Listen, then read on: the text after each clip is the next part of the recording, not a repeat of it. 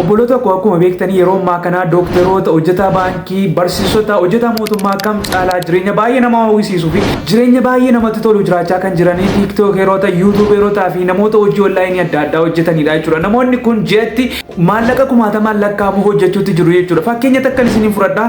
Ani YouTube chaanalii waggaa takka dura eegale takkan qabaa. YouTube sanarraa waan baay'ee isin dhibee isin hin dhiibne miindaa koo jalqabaa qarshii 20 kanan argadhe jechuudha.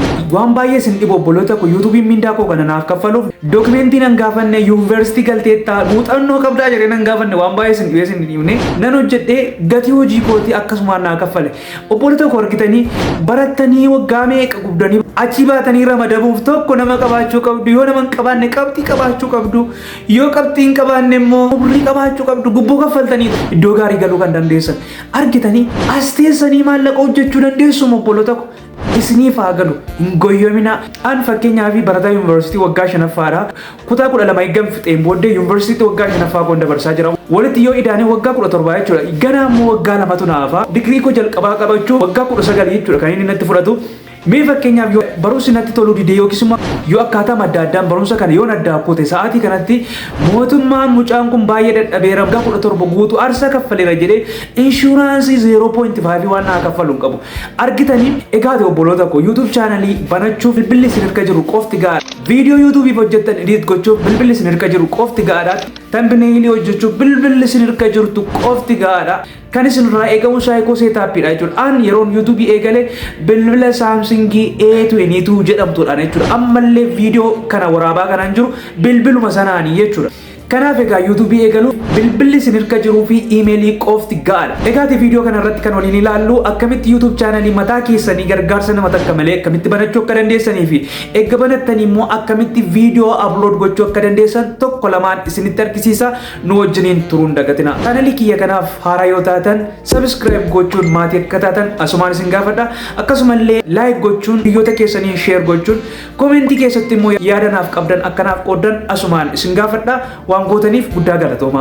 Connection isin keessa jirtan purii yoo ta'e viidiyoon yeroo baay'ee qulqullaa'ee isinitti mul'achuu dhiisuu waan danda'uuf rakkoo kana furuudhaaf kallattiimaan viidiyoo ilaalaa jirtan irra gaafa al takka cuqaastan harka mirgaa gara oliitiin mallattoon seetingii ni jira. Mallattoo seetingii sanarraa al takka kiliik eegga gootaniin booddee kallattiimaan quality ka jedhu ni jira. Quality ka jedhu kanarraa al takka kiliik gootu san booddee advanced kan jedhu gara gadiin jira. Sanarraa al takka kiliik gootu san booddee 360p ka jedhu kanarra yoo kiliik gootan viidiyoo isin ilaaltan quality bareedaan isinitti mul'ata. Wanta kallee osoo miisiin godhin kallattiimaan rakkina tokko malee barnoota kana haalaan hordofuu dandeessu.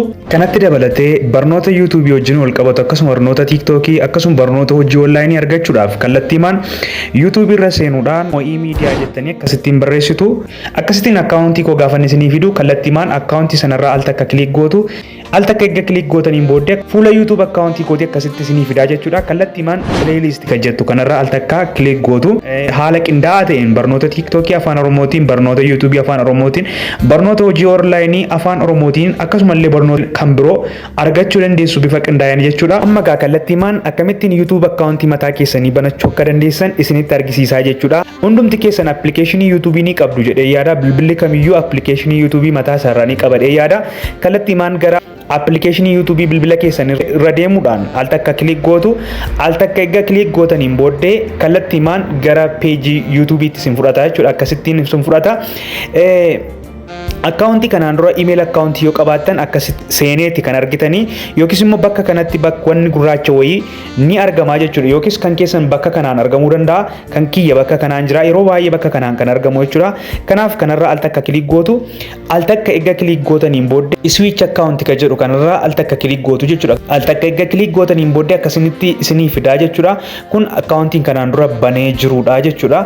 Isin yoo akkaawuntii mataa keessanii hin qabaanneef gara gadiidhaan kan jiru manage accounts ka jedhu yookiis immoo add kan jedhu gara plus gara olii kan jiru kana plusii kanarra tuquu dandeessu.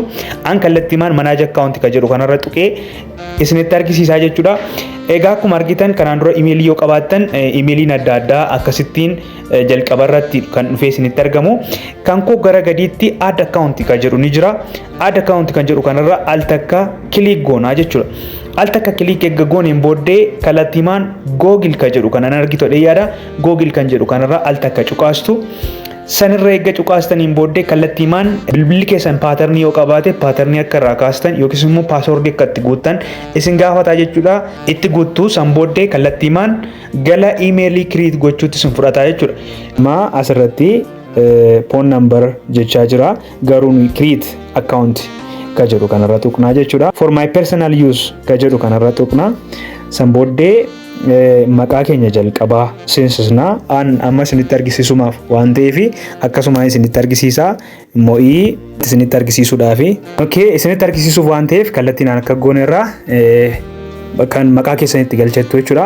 Asirratti waan guuttan yeroo baay'ee qabachuu qabdu jechuudha. Al takka deebi'anii waan gaafatanii fi wantoota asirratti guuttanii yaadachuu qabdu jechuudha. Yookiin dokumentii keessan yookiin immoo ID keessan irra wantoota jiru utuu guuttanii irra filatamaa ta'a jechuudha. Kallattiimaan amma guuteen jira jechuudha. Gender kan jedhu meeliin guutaa. Kallattiimaan gara wannootti deemnaa jechuudha. Kazaa isin filachiisaa yoo barbaaddan kan mataa keessanii asitti kiriit godhachuu dandeessu yookiis immoo kan inni isinii file kana fayyadamuu dandeessu jechuudha. An kallattiimaan kan inni naa file kanan fayyadama. Kallattiimaan next jedha amma almost percentii dhumarra geenyee jirra jechuudha. Paaswordii keessan itti galchattu paaswordii baay'ee amantanii baay'ee jabaa ta'e jechuudha. Iimeelii kana wantoota kan biroo booddee fayyadamuu waan dandeessaniif paaswordii sirriitti galchuu qabdu. Kan san booddee paaswordii itti gashee booddee next jedha. Kallattiimaan iimeelii kiriit goonee finnee jirra jechuudha. Gara gadiitti I agree ka jedhu kana tuqna. Actually amma iimeelii kiriit goonee finnee jirra jechuudha. Kanaaf date of birth keessan qabadha. Yeroo baay'ee iddootti isin gaafatu ni jira jechuudha. Verificationidhaaf isa qabachuu hin dagatina. Iimeeliin keenya akkasitti dhufee seenee jira. Jalqaba R ture amma M ta'ee jira jechuudha. Sanarraa al takka cuqaastu sanarra eegga cuqaastaniin booddee iimeeliin seenamee jira. Amma gaa YouTube akkaawuntii mataa keessanii YouTube akkaawuntii haaraa kiriit gochaa jirra jechuudha. Kallattiimaan kanarra tuqxu kiriit channel ka jedhu kanarra al takka kilik gootu jechuudha. Eegga achirra cuqaastaniin booddee akkasittiin isiniin fidaa maqaa YouTube keessanii asitti itti barreeffattu. Maqaa YouTube keessanii asitti eeggatti barreeffattaniin booddee asitti yoo barbaadan profaayilii barbaadan itti godhachuu dandeessu. Amma isinitti argisiisuuf cal jedhee man footoo tokko filadha. Footoo barbaadan filattu jechuudha.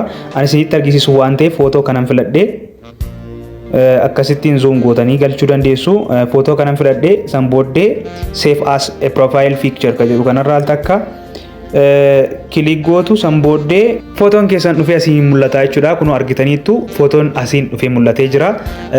Asii maqaa YouTube keessanii gochuu dandeessu save godheen jira.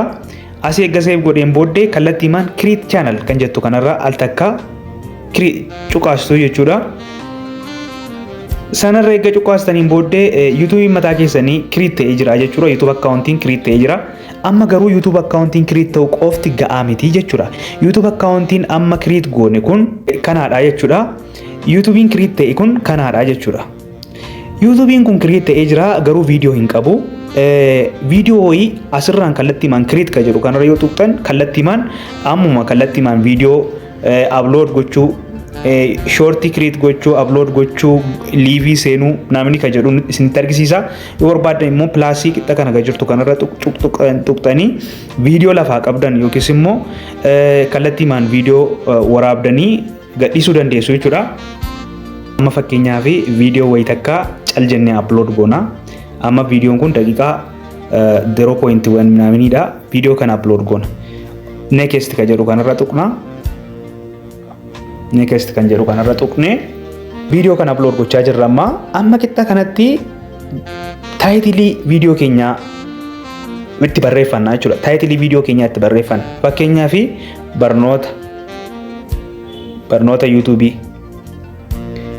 barnoota YouTube jedheen barreessa. Barnoota jedheen barreessa fakkeenyaaf taayitilii isaa itti barreesseera. Description jedha. Add description jechuun viidiyoon keessa waa'ee maaliidha? Waa'ee maalii akka ta'e afaan Oromootiin barreessitu jechuudha. Viidiyoon kun dhimma barnoota YouTube waliin kan wal qabatudha. Amma akka gootaniittumi egaa akka gootaniin booddee public jedha. Viidiyoon kun kallattiimaan amma public haa ta'u moo unlisted haa ta'u moo private haa ta'u jedha. Public kana yoo filattani kallattii maan posta videoon kun amma online ammoo postita. Yoo allisti filattan immoo videoon kun post ta'eera garuu namoota sin linkii share gootaniif qofatu argaa jechuudha. Private yoo gootan immoo namni kamiyyuu video kan arguu hin danda'u jechuudha. Kanaaf amma isinitti argisiisuuf waan ta'eef private ka jedhu kanarraan tuqanii asii yoo barbaadan immoo asii schedule ka jedhu jira. Schedule ka jedhu kanarra yoo tuqxanii yoon post ofii isaatiin yeroo eeggate akka inni post ta'u gochuu dandeessu jechuudha. Fakkeenyaaf videoon kun harri November 9 dha jechuudha. Harri bor November 10 irratti videoon kun akka inni upload ta'u yoon barbaade kanumaan set godha jechuudha. Sa'aatii isaa sa'aatii meeqatti PM AM isaa sa'aatii 6tti posta ta'u. Second sa'aatii 6 fi walakkaa. PM post PM OS AM PM yoo ta'e AM yoo ta'e ilaaltanii jechuudha. PM post akka inni ta'u yoon barbaade okay jedha. Okay gan jedhee setup godheen booddee xiyyattii kanaan keessaa ba'a. San booddee schedule ta'ee jira jechuudha. Inni kun select audience ka jedhu jira. Select audience jechuun videoon kun daa'imman qofaaf yoo ta'e yes it is made for kids jettu. Videoon isin hojjettan daa'ima qofa kan ilaallatu yoo ta'e garuu nuti videoon hojjennu video kan daa'iman ilaallanne kan namoota gurguddaa waan ta'eef no it is not made for kids ka jedhu kanarraa al takka cuqaastu. San booddee asiin keessaa baatu ammasii asii playlistii yoo qabaattan playlistii keessanitti add gootu jechuudha. Playlistii qabdu yoo ta'e rakkoon qabu inni booddee sirreeffachuu dandeessu. San booddee egaa comment on ta'ee jira. Commentiin yeroo baay'ee commentiin off ta'a. Kanarraa al takka click gootanii commentiin keessan on ta'uusaa check gootu. Off yoo ta'e on kan jedhu kanarra gochuu qabdu. San booddee egaa kallattiimaan upload ka jedhu kanarra tuqxu jechuudha. Upload jedhu kanarra gaafa tuqxanii videoon keenya upload ta'aa jira jechuudha.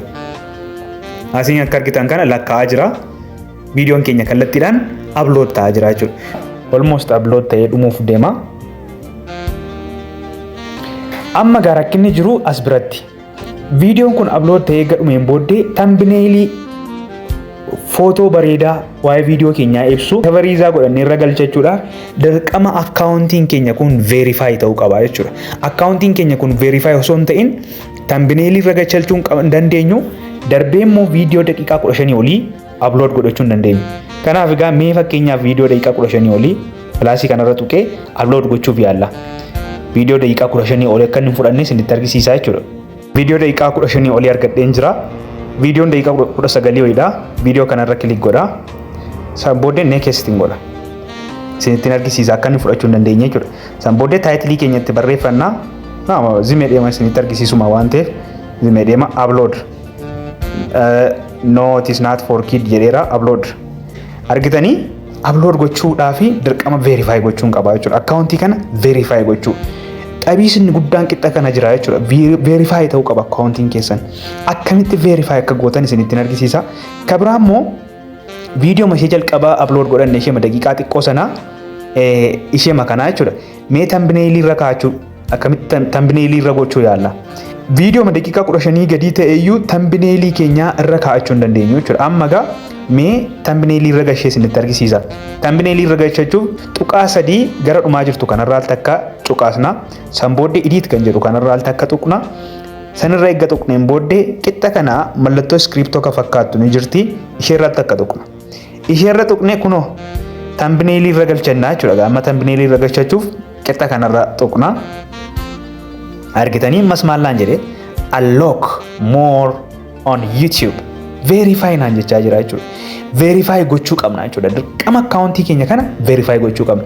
Viidiyoo daqiiqaa 15 ol post gochuudhaaf akkasumallee thumbnail irra galchachuudhaaf akkaawuntiin keenya verify ta'uu qaba jechuudha. Akkamittiin verify akka goonu tokko lamaan isinitti argisiisa na hordofaa. Amma gaa verify kan jedhu kana kallattiimaan asumaan seenuu dandeessu barbaadan. Amma asiin gaafa seentanii dur phone numberii keessan gaafatti galchitan phone numberiitti achi as nu ergaa jechuudha. Koodii nu ergaa koodii sanatti galchineetoo verify goona. Amma garuu koodii itti galchinee verify gochuu hin dandeenyu jechuudha. Koodii itti galchinee duraan inni asitti lakkoofsa keenyatti naqne yoo barbaanne text me jenna yoo barbaanne immoo call me kan jedhu irra godhanna. Yeroo baay'ee text me kan jedhu kanarra eegga cuqaasneen booddee message nu galu asumatti itti galchineetuti verify goona haala salphaan. Amma garuu koodiin sun gara Itoophiyaatti ergamaa waan hin jirreef haala kan biraan fayyadamneetu jechuudha. Akkamitti akka verify goonu isinittan argisiisa na wajjiniin tura.